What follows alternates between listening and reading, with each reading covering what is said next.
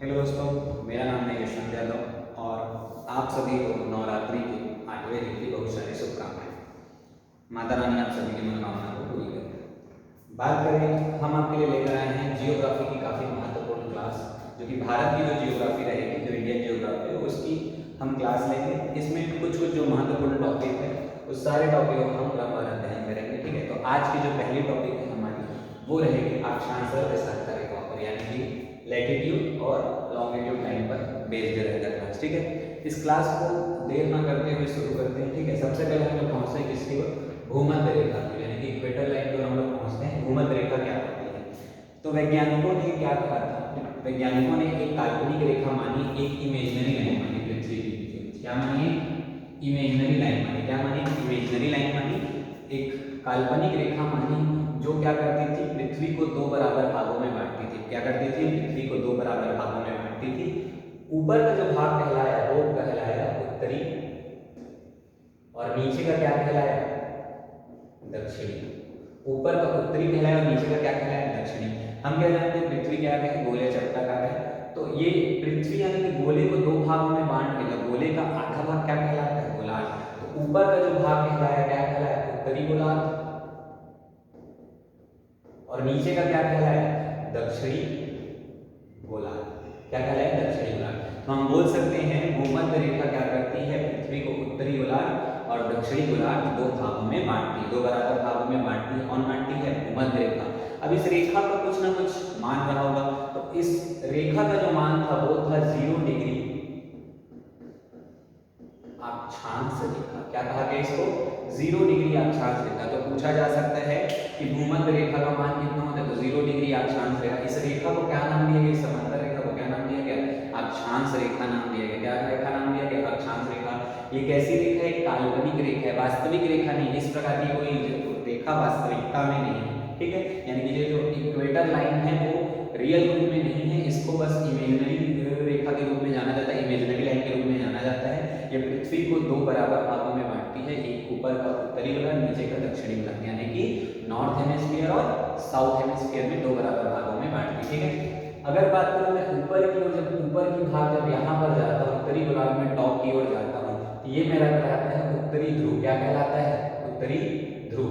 वैसे जब नीचे आता हूँ, नीचे जब पहुंचता हूँ, ये वाला पॉइंट क्या कहलाता है मेरा? दक्षिणी ध्रुव। क्या कहलाता है? दक्षिणी ध्रुव कहलाता है। ऊपर का उत्तरी ध्रुव, नीचे का क्या कहलाता है? दक्षिणी ध्रुव। यानी ऊपर का नॉर्थ पोल और नीचे का क्या कहलाता है? साउथ पोल कहलाता है। क्या कहलाता है? साउथ पोल कहलाता है। हम बोल सकते हैं भूमध्य रेखा। और इसका एक और अन्य नाम है जिसको क्या कहा जाता है? विषुवत रेखा। विषुवत रेखा। तो इस रेखा के हमको कितने टोटल नाम देखने को मिलते हैं? टोटल हमको 3 नाम देखने को मिल जाते हैं। पहली कौन सी रेखा? भूमध्य रेखा।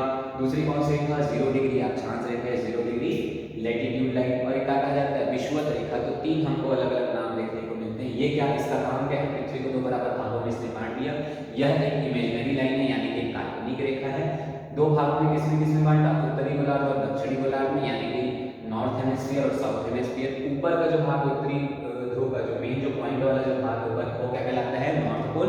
और नीचे का ये वाला क्या कहलाता है? साउथ पोल, यानी कि दक्षिणी ध्रुव कहलाता है। ठीक है, बात करूं तो पृथ्वी पर सर्वाधिक तापमान यानी कि हाईएस्ट टेम्परेचर कहाँ नोट किया जाता है? तो भूमध्य रेखा पर। कहाँ नोट किया जाता है?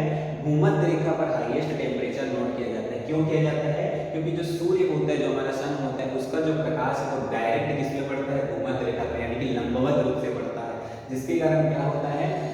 भूमध्य रेखा पर सर्वाधिक तापमान हमारा नोट किया जाता है। ठीक है, ये रहा हमारा भूमध्य रेखा के बारे में। हमने क्या क्या देखा? 0 डिग्री अक्षांश विषुवत रेखा, इसी को उत्तरी गोलार्ध दक्षिणी गोलार्ध में बांटता है। ठीक है, इसका मान कितना है? 0 डिग्री अक्षांश, ऊपर में उत्तरी ध्रुव यानी कि नॉर्थ पोल, नीचे में दक्षिणी ध्रुव यानी कि साउथ पोल। भूमध्य रेखा की बात करूं तो भूमध्य रेखा पर सर्वाधिक यानी हाईएस्ट टेम्परेचर नोट किया जाता है। ठीक है, भूमध्य रेखा के बाद आता हूं किस पर आता हूं मैं? अक्षांश रेखा पर आता हूं। किस पर आता हूं? अक्षांश रेखा। अक्षांश रेखाओं की बात करूं तो ये मैंने क्या बनाया? भूमध्य रेखा बनाया। ये मैंने क्या बनाया? भूमध्य रेखा बनाया।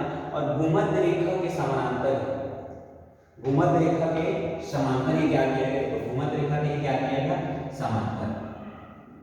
भूमध्य रेखा के समांतर ऐसे कुछ लाइन खींचेंगे,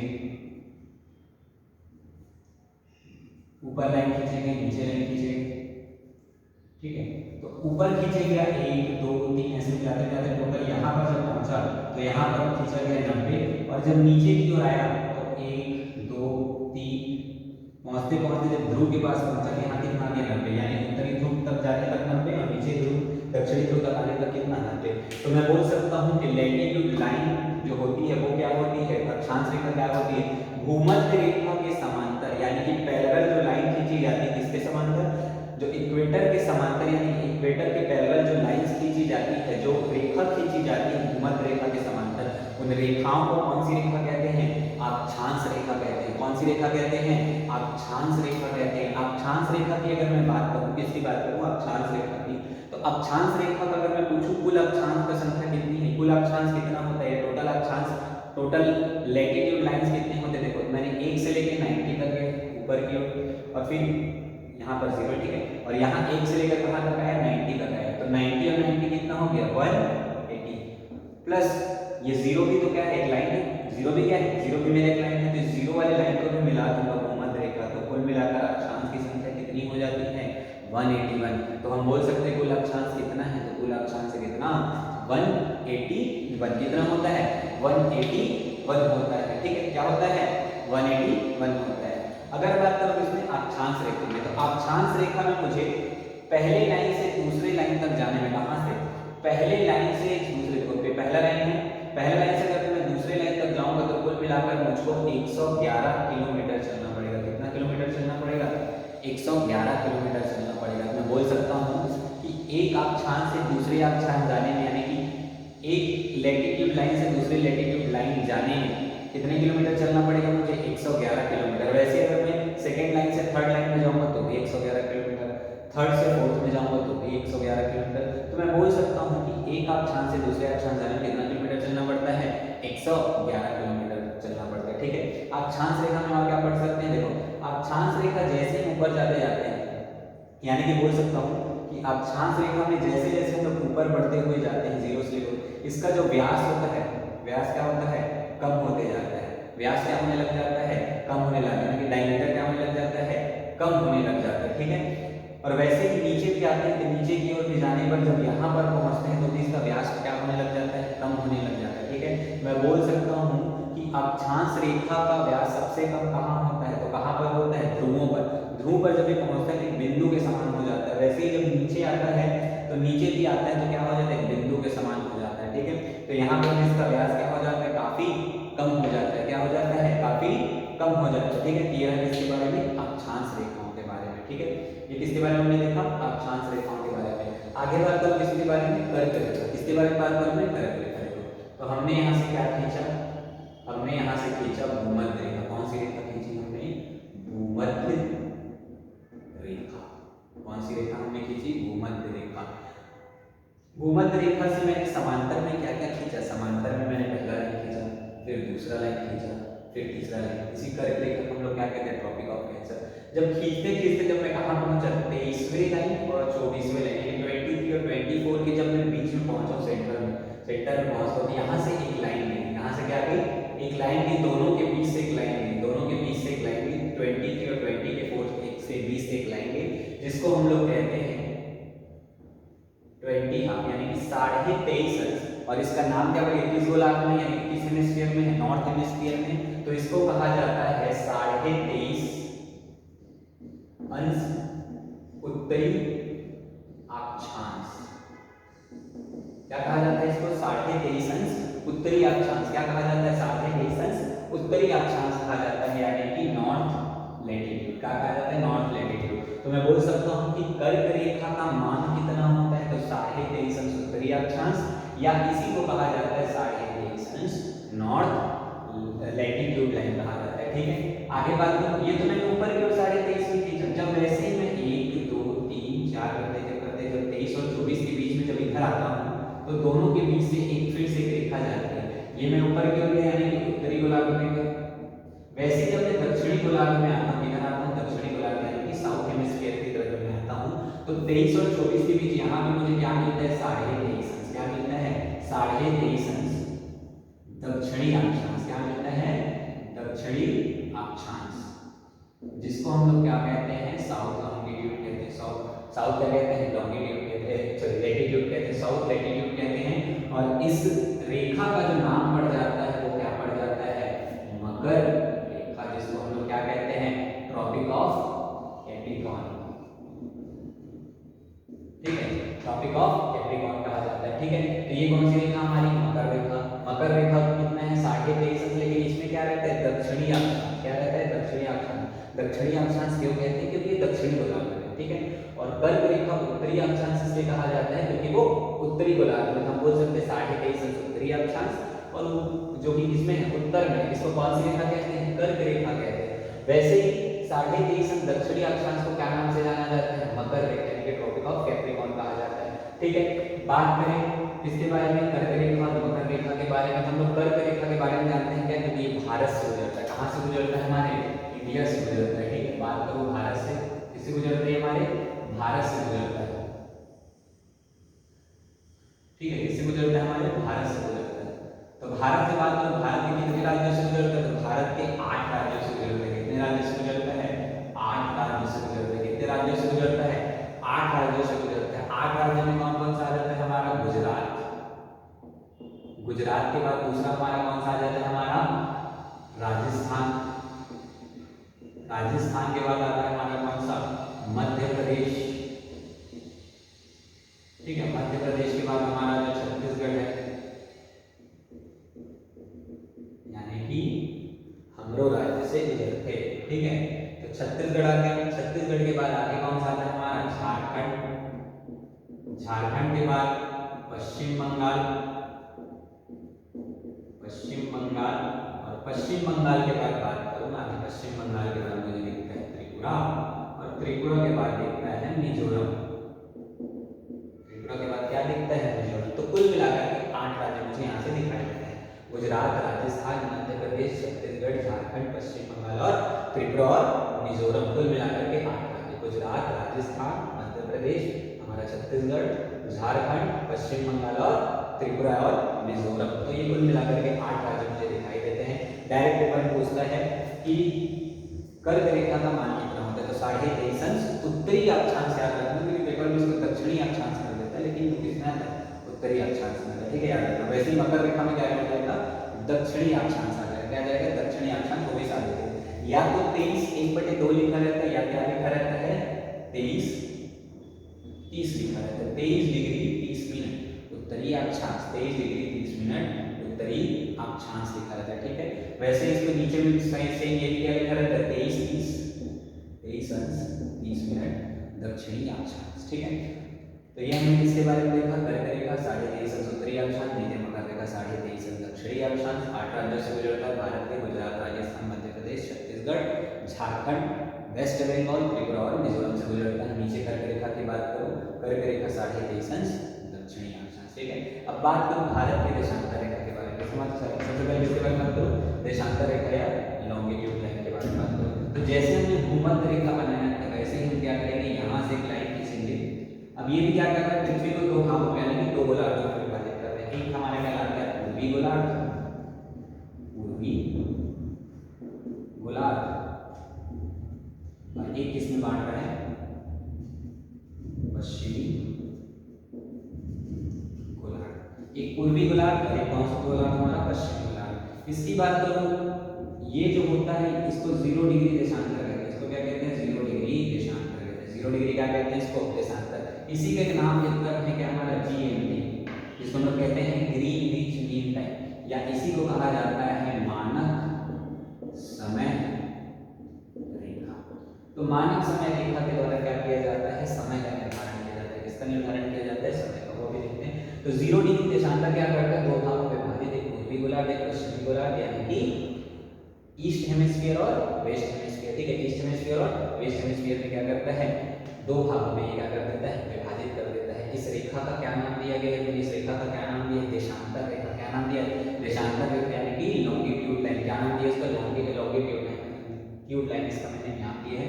इसको 0 डिग्री देशांतर पूर्वी गोलार्ध, पश्चिमी गोलार्ध में बांट दिया। हमारे भारत की बात करूं, हमारा भारत देखो कहाँ दिख रहा है, मुझे उत्तरी गोलार्ध में दिखाई दे रहा है। और अगर मैं यहाँ पर भी भारत बना दूं, यहाँ पर मुझे भारत हमारा यहाँ पर है, यहाँ पर हमारा क्या है, हमारा इंडिया या भारत, हमारा मेन जो भारत है, भारत इंडिया, हमारा जो भारत है वो कहाँ पर है, पूर्वी गोलार्ध। और भूमध्य रेखा के ऊपर यानी उत्तरी गोलार्ध में। कुल मिलाकर के हम भारत की बात करें तो भारत का हमारा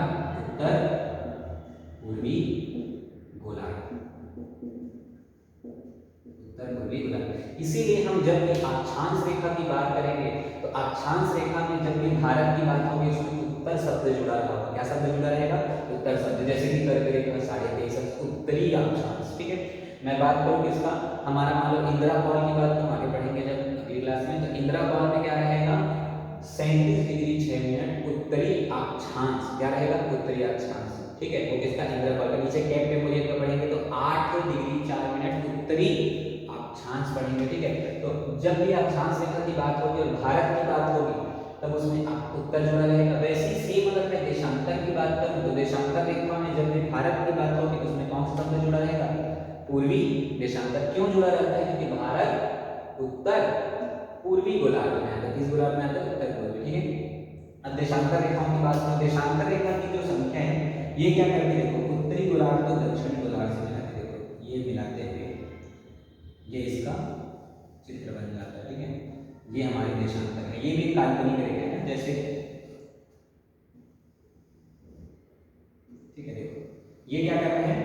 उत्तरी ध्रुव को क्या कर रहा है? यहाँ पर उत्तरी ध्रुव हमने देखा था, ये देखिए उत्तरी ध्रुव। तो उत्तरी ध्रुव से दक्षिणी ध्रुव को मिलाने वाली रेखा कौन सी ध्रुव? उत्तरी ध्रुव, यानी कि नॉर्थ पोल को साउथ पोल से मिलाता है।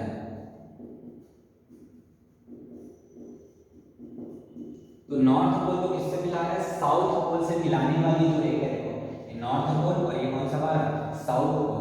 दोनों को मिलाने वाली लाइन जो होती है, दोनों को जो मिला रही है उस लाइन को हम लोग किस नाम से जानते हैं? हम लोग जानते हैं देशांतर रेखा के बारे में। क्या नाम से जानते हैं? देशांतर रेखा, यानी कि लॉन्गिट्यूड लाइन नाम से जानते हैं। अगर बात करूं, मैंने क्या बोला? समय लिखा है, देखो नाम कैसा, मतलब ये समय का निर्धारण करेगा। किसका निर्धारण करेगा? समय। तो बोलेंगे कि जैसे हमने क्या किया है इसमें, देखो एक से दूसरे अक्षांश में जाने पर कितना 111 किलोमीटर चलना पड़ता है। वैसे ही जब मैं यहाँ से लेकर यहाँ, यानी कि एक देशांतर से दूसरे देशांतर में जाऊंगा तो 4 मिनट का समय लगता है। कितने मिनट का समय लगता है? 4 मिनट का समय लगता है। वैसे दूसरे से तीसरे में जाऊंगा तो कितने मिनट का समय लगेगा? 4 मिनट का समय लगेगा। तो मैं बोल सकता हूँ कि एक देशांतर से दूसरे देशांतर, यानी कि एक लाइन लॉन्गिट्यूड लाइन से दूसरे लॉन्गिट्यूड लाइन में जाने पर 4 मिनट का समय लगता है। कितने मिनट का समय लगता है? 4 मिनट का समय लगता है। ठीक है, इसके बाद आगे मैं बात करूं कुल देशांतरों की संख्या। जैसे मैं कुल अक्षांश कितने 181, वैसे कुल देशांतर की बात करूं, कुल देशांतरों की संख्या कितनी है? 360 होती है। कुल देशांतर की संख्या कितनी होती है? 360 होती है। कितनी होती है हमारी? 360 होती है। ठीक है, तो समय निर्धारण कौन करता है? हमारा जीएमटी या मानक समय रेखा करता है। ठीक है, समय तो हो गया। समय के साथ साथ एक हम लोग देखते हैं तिथि रेखा। तिथि रेखा, तो मानक तिथि रेखा क्या होती है? मानक तिथि होती है 180 अंश देशांतर। क्या होती है? 180 अंश देशांतर होती है। कितनी होती है? 180 अंश देशांतर। ठीक है, ये रहा इसके बारे में देशांतर रेखा, यानी कि लॉन्गिट्यूड लाइन के बारे में हमने देखा। क्या क्या देखा हमने लॉन्गिट्यूड लाइन के बारे में? सबसे पहले हमने क्या देखा लॉन्गिट्यूड के बारे में कि ये उत्तरी ध्रुव को दक्षिणी ध्रुव मिलाने वाली रेखा कौन सी रेखा? सबसे पहले तो देशांतर रेखा, जीएमटी मानक समय रेखा। ये पृथ्वी को दो भागों में बांट रही है, पूर्वी गोलार्ध, पश्चिमी गोलार्ध। ठीक है, ईस्ट हेमिस्फीयर और वेस्ट हेमिस्फीयर में बांटती है। आगे बात करूं तो इन दोनों ध्रुवों को मिलाने वाली रेखा है, दोनों पोल्स को मिलाने वाले जो लाइन है उसको क्या कहते हैं? हम लोग देशांतर रेखा, यानी कि लॉन्गिट्यूड लाइन कहते हैं। ठीक है, समय का निर्धारण कौन सी रेखा करती है? जीएमटी या मानक समय रेखा कहती है। वैसे ही अगर मैं डेट की बात करूं, डेट रेखा यानी कि मतलब सॉरी डेट लाइन यानी कि तिथि रेखा कौन सी हमारी होती है? 180 देशांतर होती है। एक देशांतर से दूसरे देशांतर जाने में 4 मिनट का समय लगता है। ठीक है, भारत की बात करो तो उत्तर पूर्वी गोलार्ध में, देखो उत्तर और इधर का पूर्वी गोलार्ध में यहाँ पर आता है। ठीक है, तो हमारा किसके बारे में? देशांतर रेखाओं के बारे में। किसके बारे में आता है? देशांतर रेखा। अगर बात करूं, देखो यहाँ से अगर मैं जा रहा हूँ, देखो यहाँ पर मुझे सबसे ज्यादा दूरी दिखाई दे रही है, दो देशांतर के बीच की दूरी ज्यादा दिखाई दे रही है। ऊपर जाते जा रहा हूँ, दोनों पूरे देशांतर क्या होते जा रहे हैं? पास आते जा रहे हैं। ध्यान से देखो, तो यहाँ देशांतर के पास में धीरे धीरे धीरे बढ़ते जा रहे हैं, फिर यहाँ से फिर कम होते जा रहे हैं। हम बोल सकते हैं कि दो देशांतरों के बीच में सर्वाधिक दूरी कहाँ पर होती है? तो भूमध्य रेखा पर सर्वाधिक, यानी कि हमारे इक्वेटर के पास सबसे ज्यादा उनके बीच क्या होती है? डिस्टेंस होता है। तो देशांतरों में सबसे ज्यादा डिस्टेंस कहाँ पर होगा? भूमध्य रेखा पर होता है। कहाँ पर होता है? भूमध्य रेखा पर। भूमध्य रेखा किस पर होता है? भूमध्य रेखा पर क्या होता है? सर्वाधिक डिस्टेंस होता है। किनके बीच होता है? देशांतरों के बीच। लगभग ये होता है 111.325 किलोमीटर। कितना होता है? 111.325। कितना? 111.325 किलोमीटर के आकाश लगभग ये होता है किलोमीटर इनके बीच की दूरी। ठीक है, आगे बात करते हैं इसके बारे में भारत का देशांतर। जैसे हमने कर्क रेखा देखा जो भारत से जुड़ता है, वैसे ही भारत का देशांतर। ठीक है, तो भारत की बात करो, भारत हमारा यहाँ पर है। ठीक है, ये हमारा भारत है, भारत की बात करो। ठीक है, भारत की बात करो तो भारत से ये गया हुआ है कौन सा हमारा 82.5 अंश पूर्वी देशांतर, 82.5 अंश पूर्वी देशांतर। कितना गया हमारा 82.5 अंश पूर्वी देशांतर। जैसे मैंने क्या बताया था इसमें 23 से 24 के मध्य, वैसे ही जब इसमें आया जैसे 81 और 82 के मध्य, 81 82 के जब 82 और 83 के मध्य, 82 और 83 जब 82 और 83 के मध्य हम लोग देखते हैं क्या 82.5 अंश पूर्वी देशांतर। थोड़ी देर पहले मैंने क्या बताया, जब भी भारत की बात होगी तो उसमें पूर्वी शब्द जुड़ा रहेगा देशांतरों के बारे में। ठीक है, देशांतर के बारे में जब भी पढ़ेंगे भारत के दृष्टिकोण से तो उसमें पूर्वी शब्द जुड़ा रहा होगा। ठीक है, क्यों? भारत पूर्वी देशांतर में आता है, पूर्वी सब पूर्वी गोलार्ध में आता है, इसके कारण सर इसमें क्या शब्द जुड़ा रहेगा? पूर्वी देशांतर जुड़ा रहेगा। ठीक है, तो 82.5 अंश पूर्वी देशांतर की बात करेंगे, भारत में समय का निर्धारण कर देगा। हाँ, भारत की मानक रेखा बोल सकते हैं, भारत की मानक समय रेखा, जिसको हम लोग क्या कहते हैं 82.5 अंश पूर्वी देशांतर, पूर्वी देशांतर। तो भारत में समय का निर्धारण कौन करेगा? ये करेगा, 82.5 अंश करेगा। अब बोलोगे कि इसमें और इसमें भी तो समय का अंतर होता है, तो जीएमटी और जो भारत का मानक समय रेखा है, इन दोनों के मध्य समय का अंतर है 5.5 घंटे। कितने घंटे का अंतर है? 5.5 घंटे। तो बोल सकते हैं कि जीएमटी और भारत का जो समय है दोनों के मध्य कितने का अंतर है? तो 5.5 घंटों का अंतर है। कितने घंटों का अंतर है? 5.5 घंटों का अंतर है। अब आप ये बोलेंगे कि देशांतर रेखा जो भारत है वो किस किस राज्य से गुजरा हुआ है? तो सबसे पहला जो राज्य आता है, राज्य की बात करो, कुल राज्य कितने राज्य हमारे? 5 राज्य। कितने राज्य हमारे? 5 राज्य। सबसे पहले आता है कौन सा हमारा? उत्तर प्रदेश। उत्तर प्रदेश के बाद दूसरा आता है हमारा मध्य प्रदेश। मध्य प्रदेश के बाद बात करो तो छत्तीसगढ़। छत्तीसगढ़ के बाद में बात करो चौथे नंबर पर आता है हमारा उड़ीसा, और उड़ीसा के बाद आ जाता है पांचवा हमारा आ जाता है आंध्र प्रदेश। आंध्र प्रदेश, तो ये हमारा क्या है? ठीक है, तो ये हमारा क्या है? 5 राज्य जहां से गुजरा हुआ है। कहां से? ये 5 राज्य जो हमारा है उत्तर प्रदेश, मध्य प्रदेश, छत्तीसगढ़, उड़ीसा और आंध्र प्रदेश। कर्क रेखा बोलो तो भी छत्तीसगढ़ से गुजरा है, मकर रेखा बोलो तो भी देशांतर रेखा बोलो तो भी दो मतलब दोनों रेखा, कर्क रेखा भी और देशांतर रेखा दोनों छत्तीसगढ़ से गुजरे। अगर मैं बात करूं ऐसे कौन से 2 राज्य हैं जहां से कर्क रेखा भी गुजरी हुई है और देशांतर रेखा भी, तो ये दोनों हैं हमारे मध्य प्रदेश और छत्तीसगढ़। हमारा अपना छत्तीसगढ़ भी है और मध्य प्रदेश भी, यानी कि दोनों की बात करूं मध्य प्रदेश और छत्तीसगढ़, 2 ऐसे राज्य हैं जहां से कर्क रेखा भी गुजरी है और देशांतर रेखा जो भारत का देशांतर है वो भी गुजरा हुआ है। और हमारा जो छत्तीसगढ़ है उसमें एक खास बात और ये है कि यही दोनों का कटान बिंदु है। दोनों क्या है? दोनों के ही कटान बिंदु, यानी कि क्या बोल सकता हूँ मैं, यहाँ से जा रही है कर्क रेखा और यहाँ से आ रही है हमारी कौन सी रेखा? हमारी 82.5 अंश पूर्वी देशांतर। तो यहाँ पर जो काट रहा है वो किस राज्य में काट रहा है? हमारे छत्तीसगढ़ राज्य में। कहाँ काट रही है? छत्तीसगढ़ राज्य में, हमारे ही राज्य में काट रही है। ठीक है, बात करूं तो कर्क रेखा और मकर देशांतर रेखा का कटान बिंदु किस राज्य में है? तो छत्तीसगढ़ राज्य में। किस राज्य में है? छत्तीसगढ़ राज्य में। ठीक है, उत्तर प्रदेश, मध्य प्रदेश, छत्तीसगढ़, उड़ीसा और आंध्र प्रदेश से गुजरता है भारत का देशांतर। और कर्क रेखा गुजरात, राजस्थान, मध्य प्रदेश, छत्तीसगढ़, झारखंड, पश्चिम बंगाल, त्रिपुरा और मिजोरम से गुजरता है। मध्य प्रदेश और छत्तीसगढ़ ऐसे 2 राज्य हैं जहाँ से दोनों राज्यों से क्या होती है?